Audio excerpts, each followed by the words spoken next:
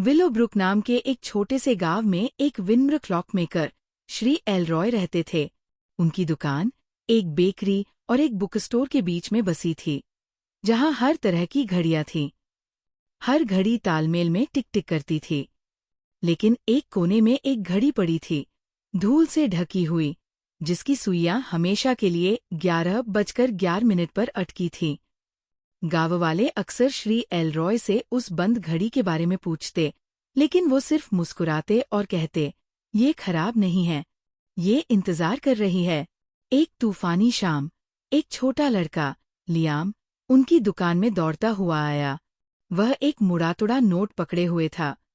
कृपया श्री एलरॉय, मेरी माँ की घड़ी रुक गई है और वो कहती है कि ये बहुत खास है। श्री एलरॉय ने घड़ी को बड़े प्यार से लिया। ये एक पुरानी, सुंदर घड़ी थी, जिसके पीछे एमील के अक्षर खुदे हुए थे। उन्होंने इसे लैंप के नीचे देखा, उनकी भौहें सिकुड़ गईं। यह घड़ी, उन्होंने धीरे से कहा, एक कहानी रखती है। लियाम ने देखा, जब श्री एलरॉय बड़े ध्यान से छोटे गियर को समायोजित कर रहे थे। सालों पहले मैंने ठीक ऐसी ही घड़ी किसी बहुत प्रिय व्यक्ति के लिए बनाई थी। ये सिर्फ एक समय बताने वाली चीज नहीं थी, ये हमेशा वहां रहने का एक वादा था। क्या आपने वादा निभाया? लियाम ने मासूमियत से पूछा। श्री एलरॉय रुके, उनकी आंखों में नमी आ गई। जिंदगी हमारे सोचने से ज्यादा तेजी से चलती है। मैंने उनसे संपर्क खो दिया, लेकिन वादा, वो अब भी यहाँ है। उन्होंने कोने में पड़ी धूल भरी घड़ी की ओर इशारा किया। आप इसे ठीक क्यों नहीं करते? लियाम ने पूछा। क्योंकि ये इंतजार कर रही है, श्री एलरॉय ने जवाब दिया। लड़के को समझ नहीं आया, लेकिन वह चुपचाप खड़ा रहा जब तक श्री एलरॉय ने घड़ी ठीक नहीं कर दी। ये लीजिए, बिल्कुल नई जैसी, उन्होंने कहा, घड़ी लौटाते हुए। जैसे ही लियाम जाने लगा, दुकान का दरवाजा खनखनाया। एक महिला अंदर आई, बारिश से भीगती हुई।